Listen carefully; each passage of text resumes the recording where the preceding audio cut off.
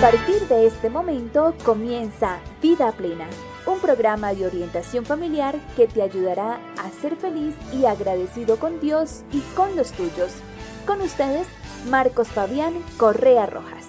Bienvenidos.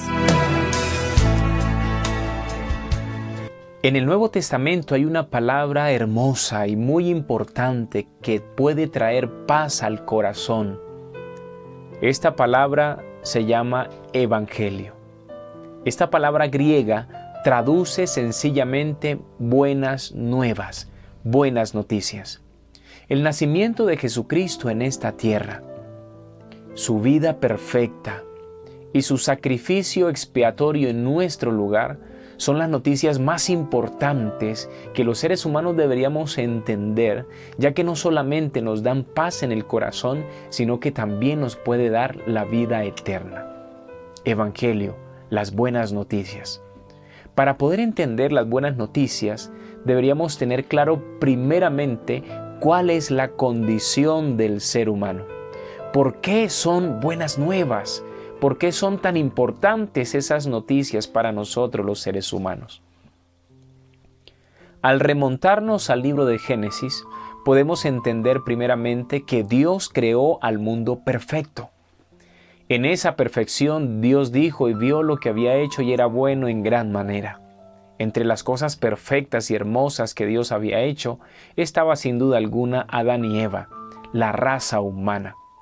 Recién salidos de la mano del Creador, parecidos, semejantes, no solamente en su aspecto físico, sino en carácter, perfectos, hermosos.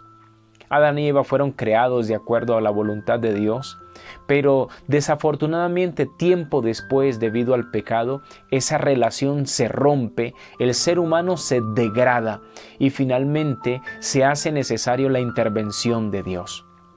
El profeta Isaías en el capítulo 59, el versículo 2, dice lo que en la condición que terminó los seres humanos. Pero vuestras iniquidades han hecho división entre vosotros y vuestro Dios, y vuestros pecados han hecho que oculte de vosotros su rostro para no oíros. Tristemente, el pecado trajo como consecuencia la separación entre Dios y el hombre, la degradación del ser humano y por consecuencia final y muy importante la muerte, pero no esta muerte física, sino la muerte eterna. Ahora, debido al pecado, los seres humanos necesitábamos un Salvador. ¿Pero qué es el pecado? El evangelista Juan, en la primera carta que él escribió, es decir, Primera de Juan, el capítulo 4. Primera de Juan, el capítulo 3, el versículo 4, dice así. ¿Qué es pecado? Dice, y todo aquel que comete pecado infringe también la ley, pues el pecado es infracción de la ley. El pecado es infringir la ley, quebrantar la ley. ¿Pero cuál ley? La ley de Dios. ¿Y dónde está la ley de Dios? La ley de Dios está en el libro de Éxodo, el capítulo 20. Aquí hay un detalle importante. Tristemente, los seres humanos decidieron cambiar por voluntad propia los mandamientos del Señor. Y esto lo hicieron debido a que se ajustaba a los cambios que se hicieron, pero no están patrocinados en la palabra de Dios, es decir, la ley de Dios. Si quieres conocer cuál es la ley de Dios que Él escribió con su propio dedo y en piedra como señal de perpetuidad, tienes que ir al libro de Éxodo el capítulo 20 y también en Deuteronomios el capítulo 5. Volviendo a lo que estábamos diciendo, Juan dice que pecado es transgredir la ley de Dios, quebrantar la ley de Dios. ¿Qué dice la ley de Dios? En el versículo 3 dice, no tendrás dioses ajenos delante de mí.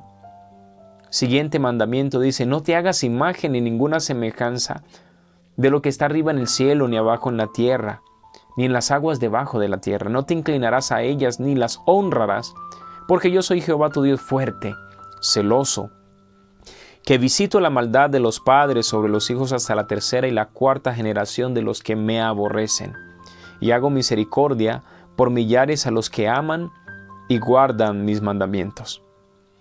El tercer mandamiento dice: no tomarás el nombre de Jehová tu Dios en vano, porque Jehová no dará por inocente al que tomare su nombre en vano. El cuarto mandamiento dice: acuérdate del sábado para santificarlo. 6 días trabajarás y harás toda tu obra, pero el séptimo día es reposo para Jehová tu Dios. No hagas en él obra alguna, ni tú, ni tu hijo, ni tu hija, ni tu siervo, ni tu criada, ni tu bestia, ni tu extranjero que está dentro de tus puertas. Porque en 6 días hizo Jehová los cielos y la tierra, el mar y todas las cosas que en ellos hay, y reposó en el séptimo día. Por tanto Jehová bendijo el sábado y lo santificó. Interesante que los primeros 4 mandamientos tienen que ver con Dios. Juan dice que pecar es quebrantar estos mandamientos, es decir, cuando yo pongo a una persona, a una cosa o a una deidad por encima de Dios, estoy quebrantando el primer mandamiento. Cuando yo adoro a Dios a través de imágenes, estoy quebrantando el segundo mandamiento. Cuando yo tomo el nombre de Dios de cualquier manera, en una conversación frívola, para hacer un juramento falso y nombro al Señor, o en medio de palabras vulgares y de chistes soeces, yo nombro al Señor, estoy quebrantando el tercer mandamiento, que habla de respetar el nombre de Dios. El cuarto mandamiento me dice a mí que el sábado es el día que Dios dejó como un día especial para que el ser humano se encontrara con Dios. Si yo en el día sábado trabajo como si fuera cualquier otro día, estoy quebrantando el mandamiento y por ende estoy pecando. Los otros mandamientos tienen que ver con una relación con otras personas. Honrar a padre y madre, no matar, no cometer adulterio, no hurtar, no decir mentiras y no codiciar nada del prójimo. Oh queridos, sin duda alguna, todos los seres humanos hemos pecado porque hemos quebrantado la ley de Dios. Así que los seres humanos estamos quebrantando la ley de Dios, pero ¿qué más es pecado? Observemos que Santiago, la epístola de Santiago, en el capítulo 4, el versículo 17 dice así: el que sabe hacer lo bueno y no lo hace, comete pecado. Es decir, queridos amigos, queridos oyentes, no solamente comete pecado el que transgrede la ley de Dios, es decir, el que hace algo malo en contra de los mandamientos de Dios, sino que transgrede la ley de Dios aquel que sabiendo hacer lo bueno, no lo hace. Voy a poner algunos ejemplos. Usted y yo sabemos que es bueno perdonar. Cuando guardamos rencor contra alguien, aunque nosotros no hayamos hecho nada contra esa persona, el hecho de que sabiendo que debemos perdonar y no perdonamos, cometemos pecado. Es decir, que bíblicamente la inacción de los actos buenos también se cuentan como pecado. Teniendo la oportunidad, por ejemplo, de ayudar a alguien y no hacerlo, cometemos pecado. ¿Cuántas ocasiones vamos caminando por allí en medio del ajetreo de la gente y vemos a alguien tirado en el suelo levantando la mano? Y necesitando una ayuda, nosotros sencillamente volteamos la mirada para otra parte y seguimos caminando ignorando a ese que sufre.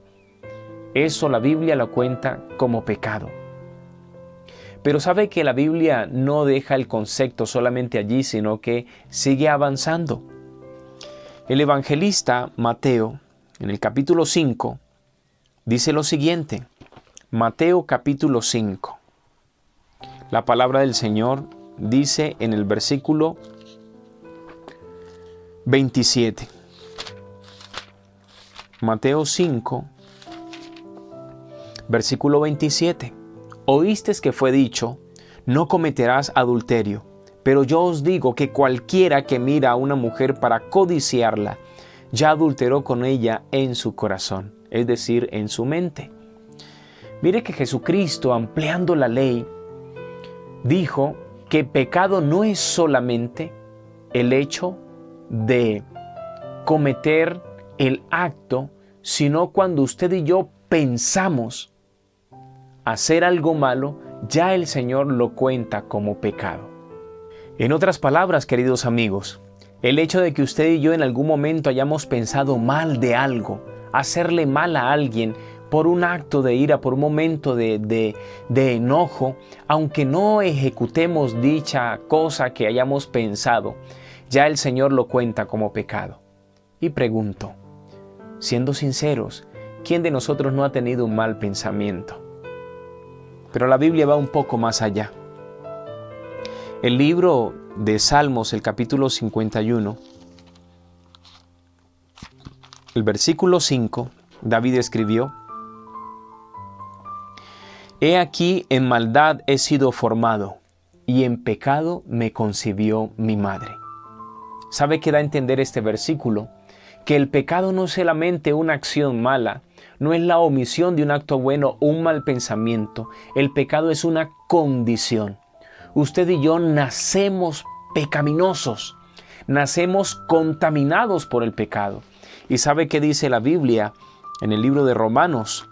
¿Cuál es la consecuencia del pecado o cuál es la paga del pecado? El libro de Romanos, el capítulo 6, el versículo 23 dice: porque la paga del pecado es muerte. Oh queridos, vamos a entender un poco entonces. Voy a hacer un análisis así generalizado. Los seres humanos hemos cometido pecados. Y no se trata de la cantidad de pecados, porque generalmente nos comparamos con otras personas y decimos que somos buenos. Nos creemos buenos al compararnos con un ladrón, al compararnos con un homicida, al compararnos con una prostituta, al compararnos con cualquier otro tipo de pecaminosidad. Y nos vemos a nosotros y nos creemos buenos. Pero la Biblia dice que no hay justo ni aun uno. Esto lo dice precisamente Romanos capítulo 3. Por lo menos usted y yo hemos cometido un pecado. O más aún, el hecho de nacer pecaminosos ya nos hace merecedores o se hace necesario un Salvador porque estamos condenados. La Biblia dice, la paga del pecado es muerte. Teniendo esto claro, que los seres humanos estábamos metidos en el fango del pecado y que no había nada que pudiéramos hacer, por eso se hizo necesario un Salvador. Y quiero hacer énfasis precisamente en eso, en que los seres humanos no podemos hacer nada frente al pecado. El profeta Jeremías, el capítulo 2, el versículo 22 dice: aunque te laves con lejía y amontones jabón sobre ti, la mancha de tu pecado permanecerá aún delante de mí, dice el Señor. Es decir, queridos, esto que nosotros tenemos llamado pecado, esta condición que tenemos, no la podemos arrancar, no la podemos quitar. No hay un buen comportamiento que nosotros podamos realizar que cambie nuestra realidad. Y es que generalmente se nos ha metido a la idea en nuestra cabeza de que portándonos bien, haciendo buenas obras, nos vamos a salvar. Pero ¿sabe qué dice la Biblia acerca de las buenas obras de un hombre que está en pecado? Mire lo que dice la Biblia. En el libro de Isaías, el capítulo 64, el versículo 6, dice: pues todos nosotros somos como cosa impura, y todas nuestras justicias como trapo de inmundicia. Importante, todo nuestro mejor esfuerzo, nuestras mejores obras para el Señor son como trapo de inmundicia. Es algo así como que tienes un vaso sucio, cochino, con algo desagradable, y tú quieres servir una deliciosa limonada en ella. Todo lo que sirvas a través de ese plato, a través de ese vaso, quedará contaminado. Al estar usted y yo contaminados por el pecado, nuestras obras también van a ser contaminadas y sucias y no pueden agradar al Señor por causa del pecado.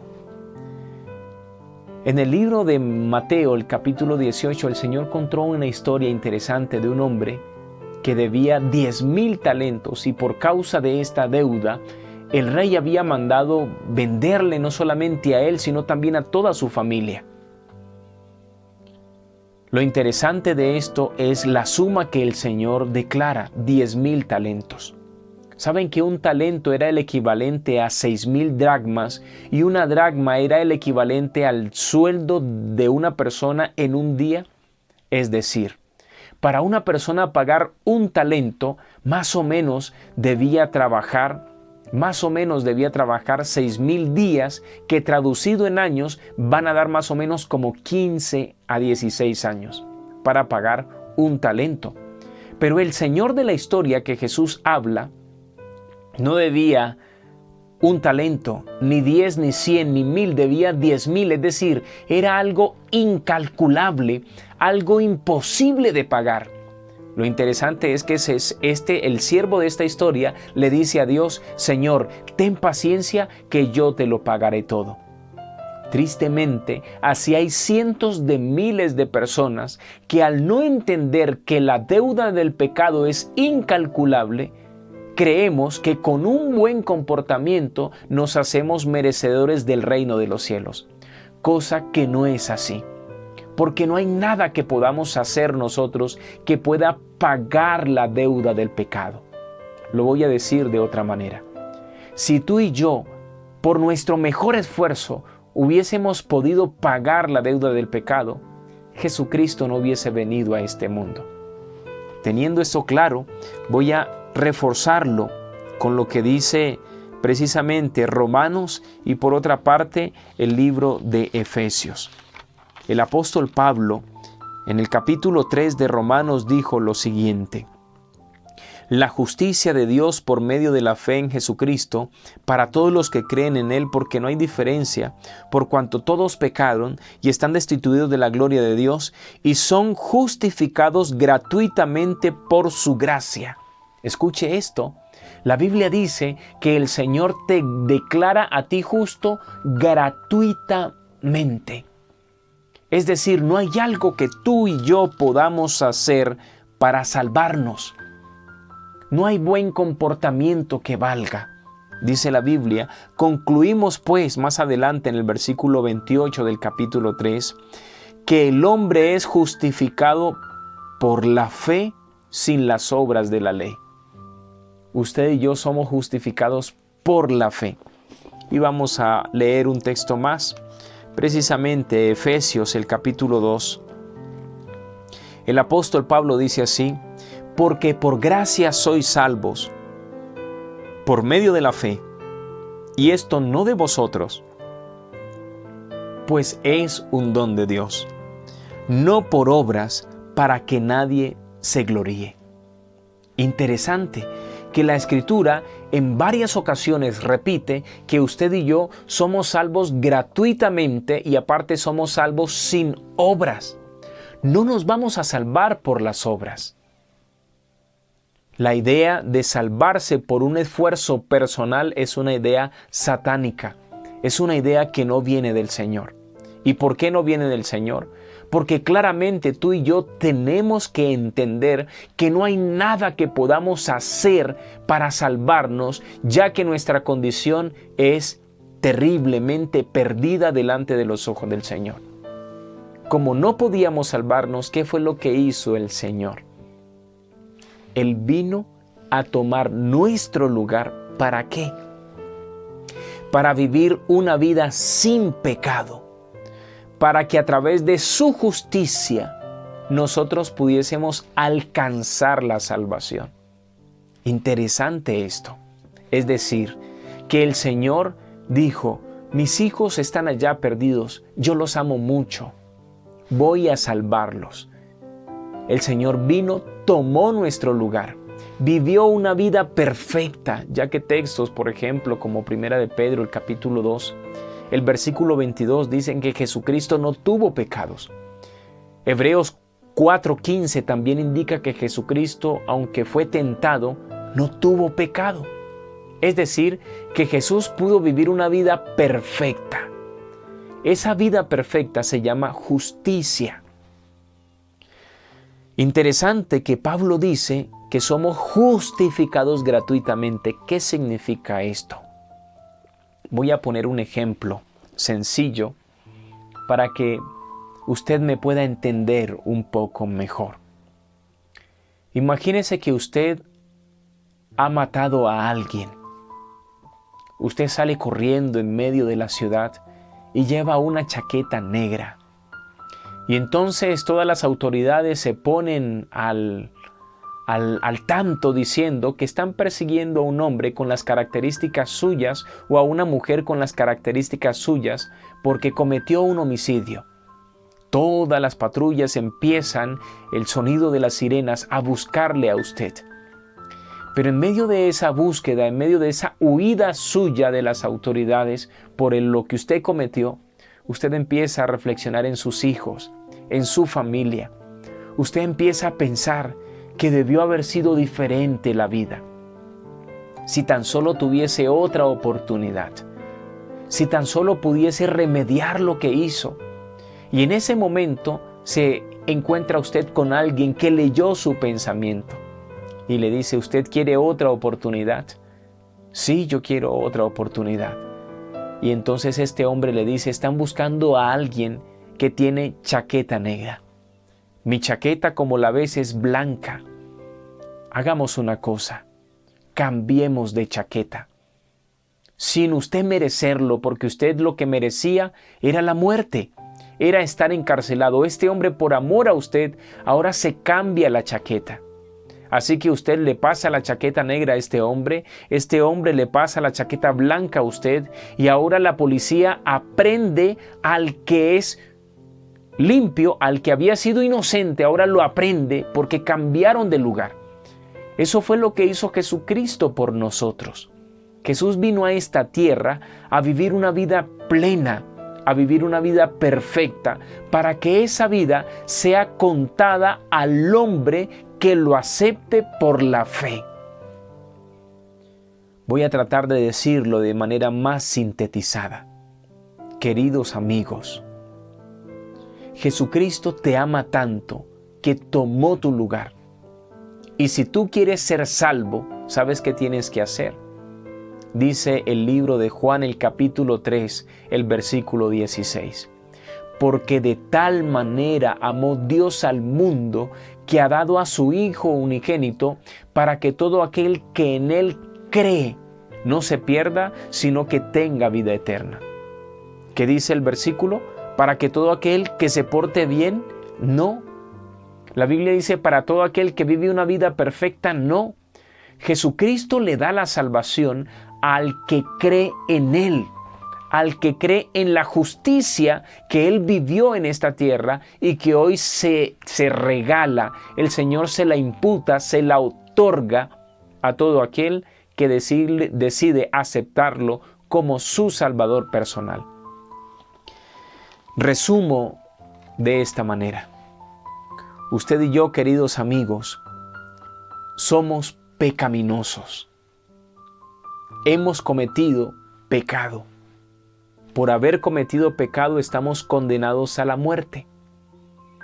Pero para poder salvarnos, el Señor vino a esta tierra, vivió una vida perfecta, murió en tu lugar y quiere darle esa vida perfecta y quiere pagar la deuda del pecado que usted y yo teníamos si tan solo lo aceptas como tu Salvador personal.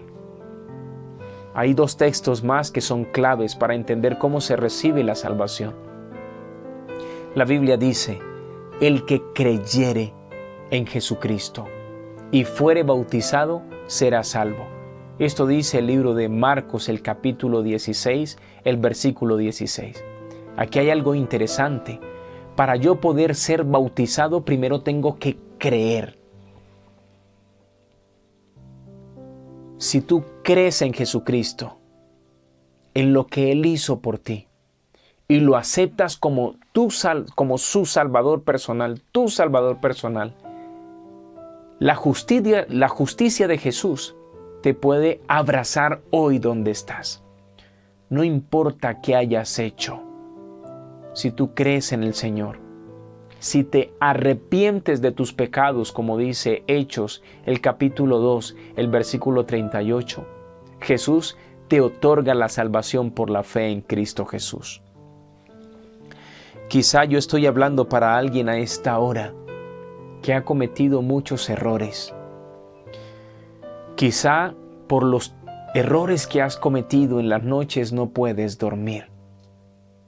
Eres consciente de todo el daño que has ocasionado a otras personas. Eres consciente que ese pecado te ha hecho repulsivo delante del Señor. Pero, a pesar de eso, quiero recordarte que Jesús te ama, vino a salvarte y ya pagó la deuda que tú debías. Y para que tú puedas vivir, Él te otorga su justicia.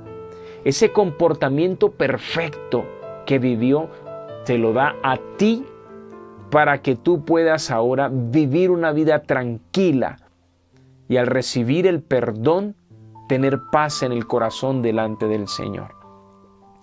Si quieres tener paz en el corazón, si quieres ser salvo, lo único que tienes que hacer es aceptar a Jesucristo como tu Salvador personal. Dile allí donde estás: Señor Jesucristo, quiero aceptarte hoy como mi Salvador personal. Si ya lo has aceptado, lo siguiente que debes hacer es buscar ser bautizado, ser sumergido en el agua para el perdón de los pecados, y recibiréis la vida eterna en Cristo Jesús. ¿Nos salvamos por portarnos bien? De ninguna manera. No podemos hacer obras justas porque estamos contaminados por el pecado. Pero luego de que seas salvo, ahora sí podrás hacer obras justas, pero ya no para salvarte, sino para glorificar a tu Padre que está en el cielo. Como ya eres limpio por la sangre de Jesucristo, todas las obras que hagas van a ser limpias delante del Señor, porque ya has sido salvo por aceptar a Jesucristo como su Salvador personal. ¿Quieres aceptarlo hoy? Espero que lo hagas. Quiero orar por ti de manera muy especial a esta hora. Oremos. Bendito Padre, bendice a este ser humano que escucha este mensaje, de manera, Padre Santo, que puedan aceptarte a ti como el Salvador personal que eres. Gracias por el sacrificio que hiciste por nosotros. Gracias por tu palabra. En el nombre de Jesucristo. Amén.